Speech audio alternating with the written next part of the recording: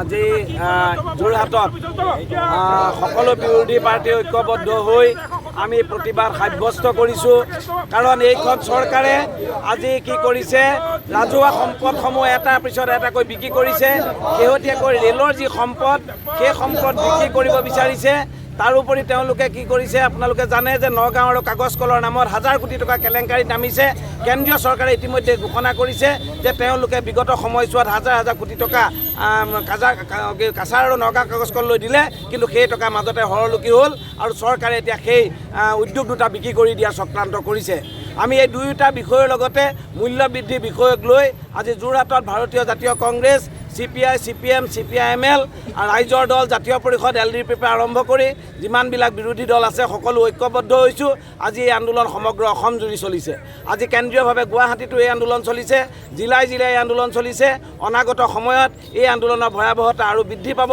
আমি ৰাইজক গণতান্ত্ৰিক আন্দোলনৰ বাবে আমি সাজু হ'বলৈ আহ্বান জনাইছোঁ।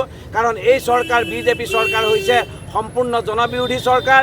এই চৰকাৰ হৈছে বহুজাতিক কোম্পানীৰ চৰকাৰ। এই চৰকাৰে সম্পদসমূহ বিক্ৰী কৰি সম্পূৰ্ণৰূপে অসমক লাওলোৱা কৰিব বিচাৰিছে। ইতিমধ্যে 1 লাখ কোটি টকা ধাৰ লৈ এই চৰকাৰ সম্পূৰ্ণ ধাৰুৱা হৈ পৰিছে। এতিয়া সম্পদ বিক্ৰী কৰি খাব বিচাৰিছে। সেয়েহে এই বিৰোধী দলৰ ঐক্য হৈছে আৰু এই বিৰোধী দলৰ ঐক্যৰ পিছত এই চৰকাৰক আদি কৰিব, এইটো নিশ্চিত। আৰু আমি হিমন্ত বিশ্ব শৰ্মাক চৰকাৰক ইয়াৰ পৰা সকীয়াই দিছোঁ যে তেওঁ এই জাতি বিৰোধী, দেশ বিৰোধী সিদ্ধান্ত যদি বাতিল নকৰে, ভাৰত চৰকাৰে যদি এই ধৰণৰ সিদ্ধান্ত বাতিল নকৰে, তেতিয়াহ'লে ইয়াতকৈও অধিক গণতান্ত্ৰিক আন্দোলন কৰি তুলিব।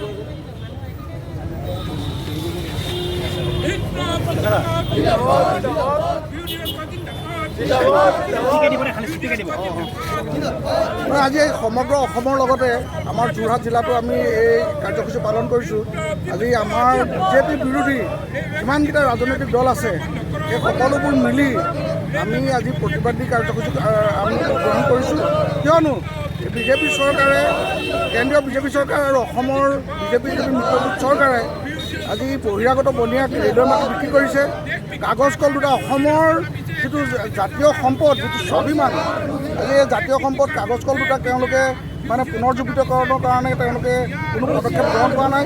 ইয়াৰ উপৰিও অসমৰ যিমানবোৰ ভয়াৱহ সমস্যাই বৰ্তমান সৃষ্টি হৈছে, এই সমস্যাসমূহ যেনে মূল্য বৃদ্ধি, নিবনুৱা সমস্যা, গৰাখহনীয়া, এইবোৰত কোনো পদক্ষেপ গ্ৰহণ নকৰি তেওঁলোকে কেৱল ভুৱা প্ৰচাৰ কৰি ৰাইজৰ মূৰত তেওঁলোকে ভৰি